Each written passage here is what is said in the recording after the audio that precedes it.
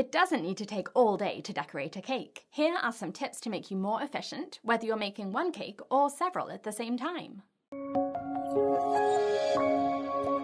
Before you frost a cake, put it in the freezer for 15 minutes. You can do this with the layers before you assemble the cake, or the entire cake after assembling it. Cold cake layers are firmer and less crumbly and less wobbly, so you'll find it much easier and quicker to frost the cake when it's cold, rather than when it's at room temperature. You can even put the cake in the fridge or freezer the day before if you want to space out the cake making process. Just make sure the cake is wrapped in cling film or saran wrap so it doesn't dry out. You'll notice that when you spread frosting onto cold cake layers, the cake doesn't wobble from side to side or slide around on the cake board, and also, fewer crumbs will come off the cake into the frosting than when the cake layers are at room temperature. You might have noticed that I piped the filling and frosting onto this cake using piping bags instead of spreading it straight on. Piping it on is much faster and will save you a few minutes for each cake you fill, crumb coat, and frost.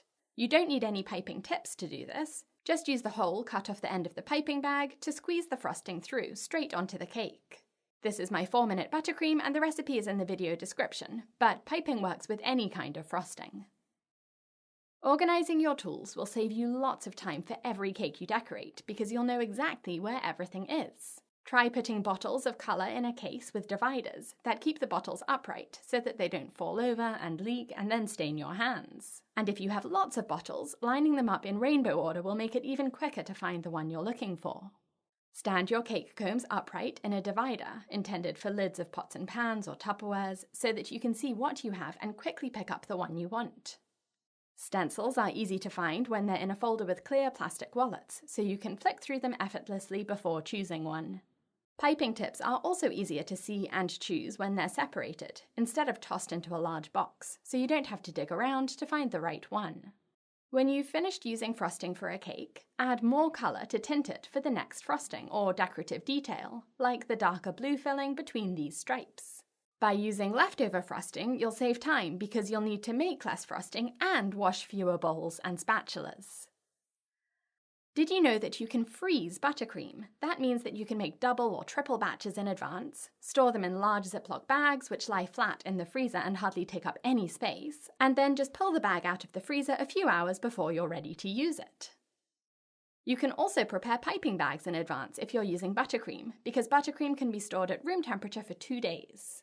Twist the ends of the bags and cover the tips with cling film or saran wrap so that the buttercream doesn't dry out and crust. If you're not using couplers in your piping bags, you're wasting a lot of time.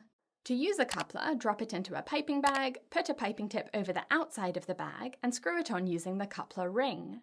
Fill the piping bag with frosting as normal, and now you can switch easily between different piping tips and different colours by unscrewing the piping tip instead of having to empty out the whole piping bag to get to it.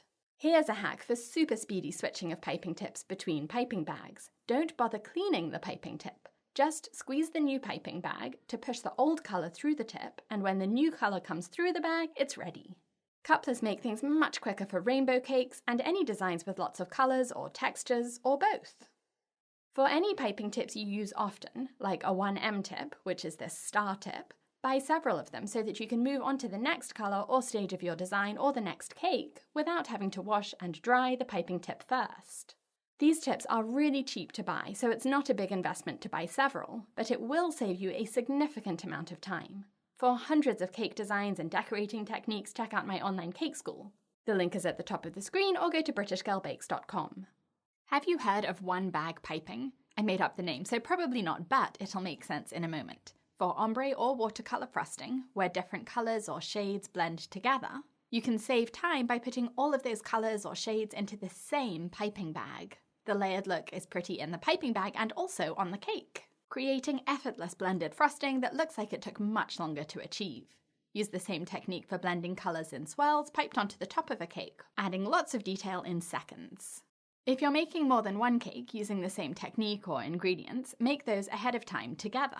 For example, measure and cut out all of your parchment paper stencils, or for meringues, make what you need for several cakes, and you can then freeze the meringues in an airtight container until you're ready to decorate the next cake or cakes.